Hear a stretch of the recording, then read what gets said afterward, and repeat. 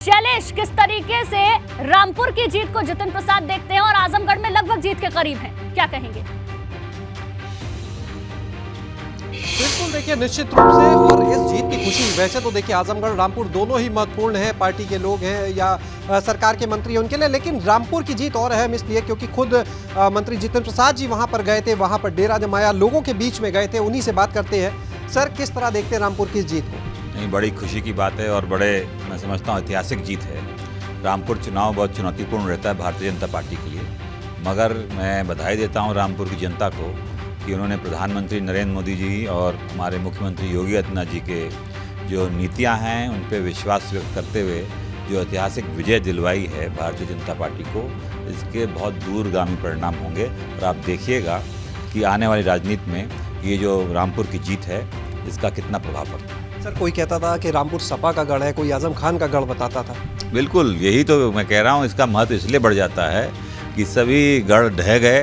प्रधानमंत्री जी के प्रति जो आस्था देश की जनता की है और रामपुर के वासियों ने व्यक्त की है, ये किसी से छुपा नहीं कि पिछले चुनाव में 19 के उसमें हमें विजयश्री प्राप्त नहीं हुई थी, मगर वो काम आज हो गया इस उपचुनाव में और भारतीय जनता पार्टी का एक एक कार्यकर्ता जिसने मेहनत की और रामपुर की जनता बधाई के पात्र। आजमगढ़ में भी काफ़ी करीब नज़र आ रहे हैं आप लोग जी। वहाँ पे भी रुझान में तो यही लग रहा है, आज मैं कह सकता हूँ कि इतिहास रचा जाएगा और आजमगढ़ में भी कमल का फूल खिलेगा। जो कहा जाता था एक MY फैक्टर की बात लगातार सपा का जब नाम आता था होती थी, क्या लगता है वो MY फैक्टर नहीं बचा? नहीं, मैं ये अब एक ही फैक्टर है, वो M फैक्टर है और वो मोदी फैक्टर है, बाकी सब फैक्टर ध्वस्त हो चुके हैं। अच्छा, जीत में सबसे बड़ी अगर बात करें, क्या रीजंस आपको लगते हैं जो सबसे बड़े हैं इस जीत में?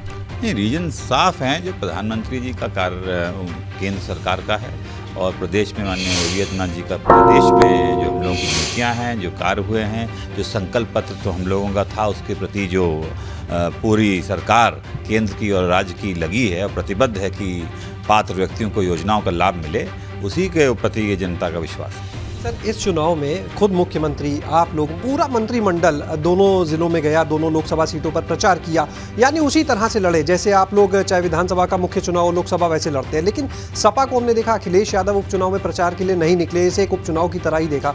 इस चीज़ को आप कैसे देखते? नहीं, बिल्कुल, जहाँ तक भारतीय जनता पार्टी का सवाल है, मैंने देखा है कि एक एक चुनाव महत्वपूर्ण, एक एक वोट महत्वपूर्ण होता है और पूरी ताकत और पूरी मुस्तैदी के साथ चुनाव लड़ा जाता है और आपने देखा कि छोटा हो या बड़ा कार्यकर्ता या नेता, सब जमीन पे रात दिन मेहनत करके प्रधानमंत्री जी के उद्देश्य को आगे बढ़ाने का काम किया। क्या लगता है अखिलेश यादव इसीलिए ही निकले कि डरे हुए थे या कोई और वजह लगती है? ये तो आप बिल्कुल बगल में ही खड़े हैं और उनका आवास भी पास में है, जाके खुद ही पूछिएगा।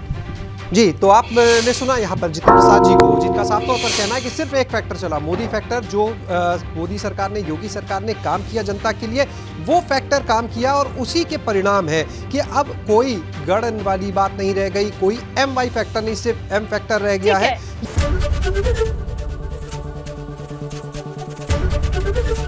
ABP गंगा, खबर आपकी, जुबान आपकी।